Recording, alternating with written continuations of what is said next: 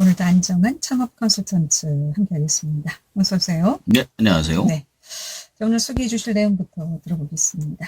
자, 여러 차례 걸쳐 소개해드렸던 책이죠. 2024 한국이 열광할 세계 트렌드. 오늘은 마지막 편인 도시와 인간이라는 주제에 대해 살펴볼까 합니다. 네. 다양한 분야의 인사이트를 얻을 수 있는 책이었는데 아쉽게도 오늘 그 마지막 시간이 되겠네요. 도시와 인간이라는 주제에서는 또 어떤 내용들이 있을까 궁금해집니다. 자, 여기서도 세 가지가 나옵니다. 뉴 모빌리티, 공간의 재정, 로보틱스 세 가지로 나누어서 소개해드리겠습니다. 네. 이번에도 알듯 말듯한 용어들이 많이 나오는데요. 하나하나 살펴보도록 하겠습니다. 먼저 뉴 모빌리티가 정확히 어떤 것이고 여기에서는 어떤 내용들을 다루고 있습니까? 자, 뉴 모빌리티란 말 그대로 새로운 운송 수단을 뜻합니다. 지금의 자동차, 비행기, 배 등은 화석연료를 사용해서 움직인 지 100년이 넘은 기관들입니다. 이제는 새로운 운송수단이 등장할 때가 되었죠. 이제는 무한 채공 비행기, 이동형 수소 발전기, 하늘을 나는 자동차 등이 나옵니다. 그야말로 새로운 운송수단이라고 할 수가 있겠는데 특히 무한 채공 비행기는 말 그대로 무제한으로 하늘에 떠 있는 비행기라는 뜻 아니겠습니까? 이게 과연 가능할까 싶은데 어떤 원리로 이렇게 계속 날아다닐 수 있을까요? 자, 거대한 날개에 태양광 전지판을 활용해서 하늘에서 계속해서 떠 수 있는 것입니다. 날개가 71m로 현재 세계에서 가장 큰 747 비행기보다 더 깁니다. 반면에 비행기 자체의 무게는 얼마 나가지 않아 계속해서 날 수 있는 것이죠. 현재 이산화탄소를 엄청나게 뿜어내고 있는 기존의 항공기 시장 자체를 변화시킬 수 있는 새로운 운송수단으로 각광을 받고 있습니다. 그 외에도 인공위성을 대체하는 기술로서도 각광을 받고 있죠. 네, 그러니까 태양광 전지판을 활용한다는 말씀이시죠? 그렇습니다. 자, 인공위성을 대체하는 기술이라면 구체적으로 어떤 일들을 대체할 수 있을까요? 우선 인공위성에서 지상을 관측하는 일을 대신할 수 있습니다. 인공위성에선 지구 궤도상에 관측을 해야 하기 때문에 해상도가 떨어지지만 비교적 가까운 거리에서 관측을 해서 해상도가 높습니다. 또한 구름 아래를 비행하면서 관측하기 때문에 기상에 상관없이 관측이 가능하죠. 또한 통신망 연결 능력도 높습니다. 전파를 가까운 곳에 연결하기 때문이죠. 그 외에도 여러 가지 장점이 많은데요. 근데 이런 비용을 인공위성 발사의 6분의 1 가격으로 운영이 가능하다고 합니다. 그래서 지구에도 좋고 인류에도 좋은 기술이라고 하네요. 그렇군요. 다음 이동형 수소 발전기는 또 어떤 겁니까? 이건 말 그대로 이동을 하는 수소 발전기라는 겁니다. 이게 특별한 이유는 기존의 발전기와는 다르게 이산화탄소를 전혀 배출하지 않고 수소와 산소가 만나서 물을 배출하기 때문입니다. 수소 발전기를 활용하기 위해선 저온고압의 수소 탱크가 필요한데 이게 보통은 사이즈가 커서 이동이 힘듭니다. 근데 체코의 한 회사가 이걸 쉽게 이동할 수 있는 시스템을 개발했습니다. 즉 이동하는 수소 충전소라고 생각하시면 될 것 같습니다. 이걸 활용해서 대형 트럭에서부터 대규모 콘서트장까지 전기를 활용하고 있습니다. 그런데 기존에도 이 전기차가 지금 많이 나와 있지 않습니까? 예. 그런 상황에서 굳이 이동형 수소 발전기가 필요할까 싶은데 이유가 있다면요?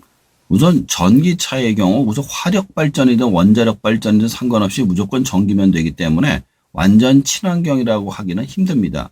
게다가 폐건전지 처리를 또 다른 오염의 원인이죠. 반면에 수소 발전기의 경우 완전 친환경이라고 할 수 있습니다. 문제는 수소를 만드는 게 아직까지 대부분 화력이나 원자력 같은 곳에서 만들고 있죠. 물을 전기 분해한 그린 수소의 경우는 비용이 비싸다는 단점이 있습니다. 그런데 요즘 최근에 반전이 일어났죠. 땅 속에서 순수수소, 화이트수소가 발견됨으로써 새로운 전기로 접어들었다는 평가를 받고 있습니다. 네. 자, 다음은 하늘을 나는 자동차인데요. SF 영화에서나 보던 일이 이제 현실화될 수 있다 이런 얘기인가요? 뭐 그런 셈인데요. 이건 일단 일본에서 나온 이야기입니다. 기존의 하늘을 나는 자동차들의 경우 에너지 효율이 너무 떨어져서 기존의 자동차를 대신하지 못하고 있습니다. 그런데 교통이 너무 복잡한 대도시의 경우나 섬이 많은 나라의 경우에는 섬과 섬 사이의 교통편으로 하늘을 나는 자동차를 활성화하는 방안이 나오고 있습니다. 기존의 헬리콥터의 경우 석유 소모가 많고 소리가 너무 커서 문제가 많았지만 여기서 소개하는 하늘을 나는 자동차의 경우 프로펠러를 여러 개를 활용함으로써 전기를 써서 소리와 이산화탄소까지 잡은 내용들이 나오고 있습니다. 드론 자동차는 가능하리라고 보십니까? 드론 자동차, 택시 얘기가 한동안 있었지 않습니까? 예. 음. 뭐 그거에 대해서 이제 다음에 질문해 드릴 건 일반적인 도시에서 드론 자동차나 비행기, 그러니까 그런 비행체는 활용이 될 것 같진 않아요. 아주 복잡한 대도시나 도서 지역용으로만 사용될 가능성이 높은 게 일단 일반 자동차에 비해서 운송비가 너무 비싸요. 만약에 택시를 타는데 10,000원이면 갈 거리를 뭐 2, 30만 원을 내야 된다면 쓰시겠어요? 근데 에너지 효율은 뭐 2, 30배가 드니까 그렇게 쓰기가 힘들고요. 초거대 건물이나 건물 사이에 왕복용으로 사용될 거래요. 그러니까 아주 돈 많은 사람이 펜트하우스에서 나 저기 가고 싶어 그러면 태우고 가는 정도는 되지만 그 외의 경우는 쓰기 힘들다. 그 외에 소방이나 경찰, 구급차 같이 비상용 비행 자동차들이 활용될 가능성은 높아요. 예를 들어 불이 났거나 범인을 잡거나 환자 후송이 가장 중요하지 일반 운송을 만약에 너무하면은 하늘이 자동차로 덮일 거 아니에요. 네. 그러면 그 조망권에도 문제가 생기고 그게 떨어져가지고 교통사고 나면은 진짜 엄청난 재앙이 될 수도 있기 때문에 많으면 서로 또 충돌할 수도 있어요. 그렇죠. 그러면 이제 하늘에서 그 어마어마한 거 떨어진다고 생각해 보세요. 밑에 있는 사람들 다 죽어요. 그렇게 힘들기 때문에 아마 그렇게는 되지 않지 그러니까 않을까. 복잡한 시간대에 잠깐씩 예. 주택운용으로만 그렇죠. 가능하지 않을까. 예. 네. 이것도 앞서서도 그 태양광 전자판을 활용해서 쓴다고 하지 않았습니까? 예. 이것도 가능할까요? 그것도 가능하죠. 지금 일부 저기 전기 자동차는 그 루프에다가 전기 그 판넬을 설치를 해서 그 쉬는 시간 동안 달리는 동안에도 전기를 축적 계속 해서 쓰고 있어요. 예. 앞으로는 이 태양광 전자판 활용이 좀 많아질 것으로 기대가 됩니다. 자, 그리고 뉴 모빌리티인 다음 챕터는 공간의 재정인데요. 여기에서는 어떤 이야기들이 좀 나옵니까? 여기서는 이제 적응형 재건축, 네. 유연근무 플랫폼, 미래형 사무공간 세 가지 이야기가 나옵니다. 이것도 뭐, 네. 생소합니다. 예. 앞선 이제 뉴 모빌리티보다는 이해가 그래도 가능한 단어들인데, 먼저 적응형 재건축, 어떤 것을 말합니까? 이건 뭐 사례만 소개해 드릴게요. 네. 네덜란드 암스테르담에선 13세기의 거대한 중세 교회를 서점으로 바꾸어서 세상에서 가장 아름다운 서점으로 이름이 났다고 해요. 또 다른 곳에서는 100년 된 우체국을 도서관으로 리모델링해서 사용하는 곳도 있고요. 초등학교 건물을 연극이나 공연을 할 수 있는 공간으로 개조한 곳도 있습니다. 그 외에도 오래된 거대한 실내 수용 놀이 시설을 비즈니스 센터로 변화해서 활용하는 이야기가 나옵니다. 모두 건물을 해체해서 새로 짓는 것이 아니라 외관을 그대로 활용해서 새로운 용도로 쓸 수 있도록 만드는 것이죠. 네. 말씀을 듣고 보니까 지금 거의 적응형 재건축 많이 지금 하고 있지 않습니까? 맞습니다. 폐괴된 학교를 뭐 미술관으로 예. 바꿔서 쓰거나 캠핑장으로 활용하고 이걸 적응형 재건축이다라는 말씀이시죠? 그렇습니다. 그럼 이 적응형 재건축이 중요한 이유는 뭘까요? 첫 번째로는 절약입니다. 이게 우선 건물을 해체 때 나오는 쓰레기 양이 엄청나고 네. 또 새로 짓는데 엄청난 에너지와 재료가 필요합니다. 이렇게 기존의 건물을 지역에 맞는 새로운 용도로 활용하게 되면 우선적으로 에너지와 재료, 쓰레기 양을 줄일 수가 있습니다. 두 번째로는 지역의 역사를 그대로 살려서 사용이 가능해집니다. 따라서 건물의 서사가 더해지게 되고 홍보나 광고 활동에 앞장설 수가 있죠. 앞으로는 빈 건물도 굉장히 좀 많이 나올 것 같은데 예. 적응형 재건축 좀 기대해 보도록 하겠고요. 다음 유연 근무 플랫폼인데 이건 정확히 어떤 개념이라고 보면 될까요? 자, 유연 근무라는 것이 일단 일하는 시간을 자유롭게 정할 수 있는 것을 유연 근무라고 합니다. 코로나 전엔 대부분 풀타임 잡을 기초로 했기 때문에 유연 근무 플랫폼이 등장하지 못했죠. 그런데 코로나가 터지고 재택근무가 활성화되면서 많은 사람들과 기업들이 유연 근무를 선호하기 시작했고 그런 일들을 찾아서 연결해주는 플랫폼이 탄생하게 됩니다. 이제는 미국의 대도시의 현장에 나가지 않는 직업들, 예를 들어 작가, 디자이너, 프로그래머 같은 직업들은 대부분 유연근무 플랫폼에서 일자리를 찾고 있다고 합니다.